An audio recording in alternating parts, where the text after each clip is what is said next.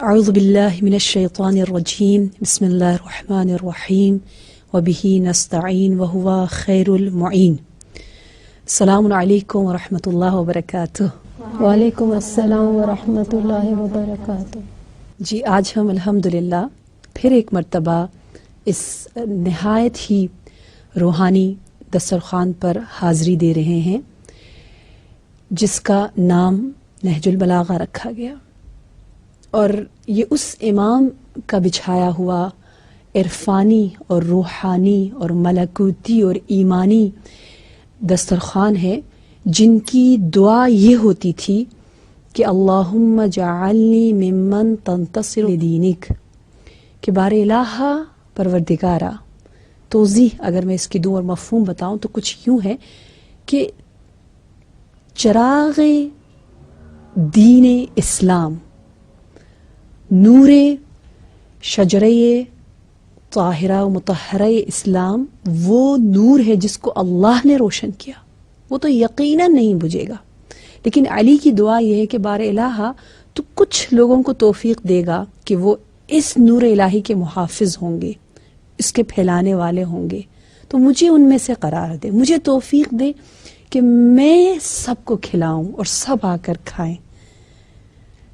ہماری کبھی کبھی سوچ اتنی چھوٹی ہوتی ہے، کوتاہ نظر، کوتاہ فکر ہوتے ہیں کہ ہم کہتے ہیں جی ہم جائیں اور کھائیں. اچھا آپ جاؤ، پڑھو، پڑھ کر آؤ، آ کے لیکچرز دو، ہم آ کے صرف سنیں، بنے بنائے نوالے ہمارے منہ میں ڈالتے جاؤ، ہمیں سمجھا دو اچھا یہ کیا ہے وہ کہ ہم خود زحمت نہ کریں، خود اپنے لیے بھی نہ کریں اور دوسروں کے لیے بھی نہ کریں، بلکہ دوسروں کی زحمتوں سے فائدہ اٹھاتے رہیں. کچھ نہ ہونے سے یقیناً اچھا ہے کہ چلے آپ کم از کم سن تو رہے ہو، لیکن علوی سوچ نہیں ہے، یہ علوی فکر نہیں ہے، علوی مینٹالٹی نہیں ہے. تو الحمدللہ ہم امام علی کے مہمان ہیں، اور انشاءاللہ کہ ہم ان کے زوار ہیں. ان کی زیارت اس کتاب عظیم نہج البلاغہ کے ذریعے کرنے کے لیے اپنے ناظرین کی خدمت میں حاضر ہیں، اور ہمارے پروگرام کا نام ہم کہہ سکتے ہیں کہ عورت اور نہج البلاغہ ہے، اور بہت ہی خوبصورت ڈسکشن انشاءاللہ جو آج ہم اپنی اپنائیت بھرے ماحول میں اپنی بہنوں کے ساتھ کریں گے. جی گزشتہ جو ہماری نشست تھی اس میں ہم نے کیا ابھی تک کیا کہا تھا کہ کیا دیکھیں گے، کن کن پہلوؤں پر نظر دوڑائیں گے، اور امام علی نے کیا کہا ہے نہج البلاغہ میں خواتین کے بارے میں. لاسٹ ٹائم یہی بات ہوئی تھی کہ ہم ڈسکس کریں گے. ایک ذہن میں جو سوال ہوتا ہے کہ امام نے عورت کو بچھو یا اسکارپین سے کیوں منسوب کیا، یعنی کیوں ایسا ورڈ یوز کیا ہے عورت کے لیے، تو یہ ذہن میں سوال ہے. صحیح. ایک جو عبارت اور جو مثال امام علی علیہ السلام نے خواتین کے لیے دی ہے وہ عقرب یا بچھو.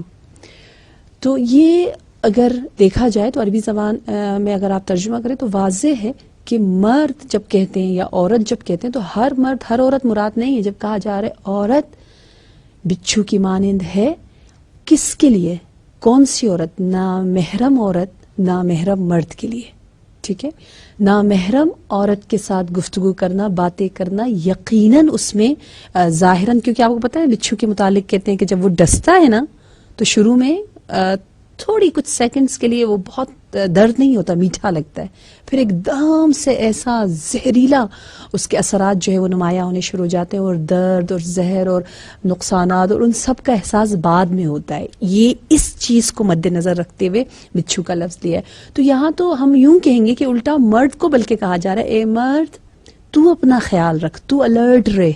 صحیح ہے، تو ویک ہے اس چیز میں، اور اللہ نے تیرا امتحان لیا ہے کہ اس جن سے مخالف اگر وہ حلال طریقہ نہیں ہے، تمہارے لیے حلال نہیں ہے، تو اس کو ایک بہت زہریلی چیز کو مد نظر میں رکھو. جیسے امام علی علیہ السلام کے لیے ایز اے رشوہ، ایز اے برائب کے طور پر جب حلوہ لایا گیا تو کہنے لگے، مفہوم یہی ہوا نا کہ اچھا ظاہراً تو یہ بہت میٹھا ہے، آپ کو لگ رہا ہے خوبصورت ہے، مزے کا ہے یہ، لیکن مجھے پتا ہے یہ کیا ہے، یہ افعی کی مثلاً قے اس کی جو کچھ وہ تھرو آؤٹ کرتا ہے اس کی وامٹنگ سے بھی بدتر ہے، یہ اتنا زہریلا، اتنا کثیف، اتنا مضر ہے. تو امام علی علیہ السلام ہمیشہ ہمیں باطن کی طرف، پردوں کے پیچھے جو حقیقت ہے، جو برزخی عالم ہے، اس کی طرف متوجہ کروا رہے ہیں. تو کتنا اچھا ہمیں معلوم ہوا کہ یہ اس انداز سے میرے مولا نے کہا ہے. اور اگر ہم صرف ظاہری ترجمہ دیکھیں تو پھر ہم کبھی کبھی اس کا غلط مفہوم لے لیتے ہیں. یہ جو ایکسپلینیشن آپ نے دیا، یہ ویسی اگر ہم نہج البلاغہ پڑھیں تو ہمیں یہ بات نہیں سمجھ آئے گی.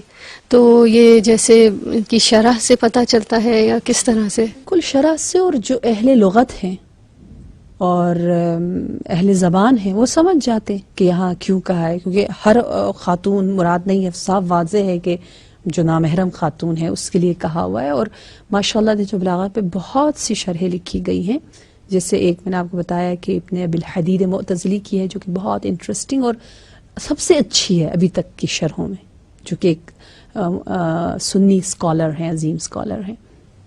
اچھا، یہاں میں یہ پوچھنا چاہوں گی کہ جیسے کہا جاتا ہے کہ قرآن کے 70 بطون ہیں، مطلب معنی جو ہیں اس کے ایک ہی معنی پہ ہم اکتفا نہیں کر سکتے، اسی طرح کیا ہم نہج البلاغہ کے بھی ایک سے زیادہ معنی تعبیر کر سکتے ہیں؟ جیسے امام نے اس میں بچو کہا، آپ نے کہا کہ نامحرم خاتون کے لیے ہے، تو کیا یہ ہم اس کو اس طرح کر سکتے ہیں کہ وہ عورت جو علم اور عمل سے دور ہو بالکل، وہ معاشرے میں ایک بچھو کا کردار ادا کر سکتی ہے؟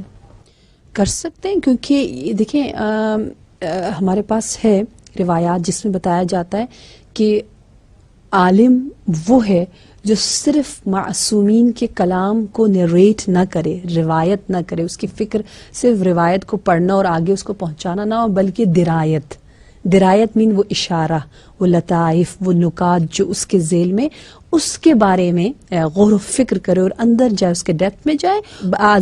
بعض قرآن کی آیتیں بعض دوسری قرآن کی آیتوں کی تفسیر کر رہی ہوتی ہے، بالکل اسی انداز سے روایات سے معصومین علیہ السلام، کیونکہ یہ بھی کلام علی ہے، کلام معصوم ہے، حدیث علوی ہے، تو یہ انہی کا کلام ایک دوسرے کی تفسیر، ایک دوسرے کی باتوں کو روشن کر دیتی ہے. اور ہر وہ سوچ جو قرآن کے خلاف نہ ہو، ٹھیک ہے، سیرت معصومین کے خلاف نہ ہو اور عقل اس کو قبول کرتی ہو اس دائرے میں رہ کر، تو اس طرح کی تعبیر ہم کر سکتے ہیں. بالکل صحیح.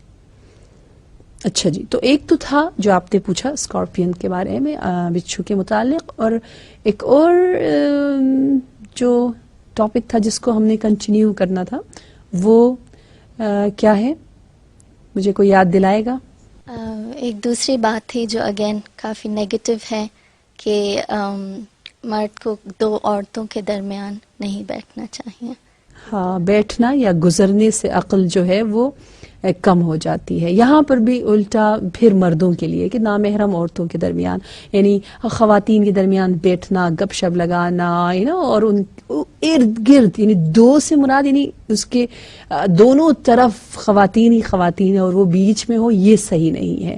کیونکہ اگر ہر طرف نامحرم خواتین ہوں گی اور وہ بیٹھا ہوگا تو ضرور اس کے لیے اپنے آپ کو کنٹرول کرنا مشکل ہوگا. وہ اپنے عقل کو اس طرح سے یوز کرے کہ عقل مندی سے کام لے اور گفتگو کم کرے، نگاہوں کو نیچے رکھے، اس کے لیے بہت مشکل ہے. اس لیے اپنے آپ کو اتنے بڑے امتحان میں نہ ڈالے، ٹھیک ہے، اپنے آپ کو اتنا بڑا چیلنج اپنے لیے نہ دے، پہلے سے احتیاط کرے. اور جیسے آپ کو بتایا امام علی علیہ السلام خود کیا کرتے تھے، خود کتنا احتیاط کرتے تھے. ان کے متعلق ہے نا کہ آپ نے کہا کہ میں جوان لڑکیوں کو سلام نہیں کرتا، احتیاط کرتے تھے، جبکہ خود کہتے ہیں کہ مجھے معلوم ہے کہ سلام کا ثواب کیا ہے.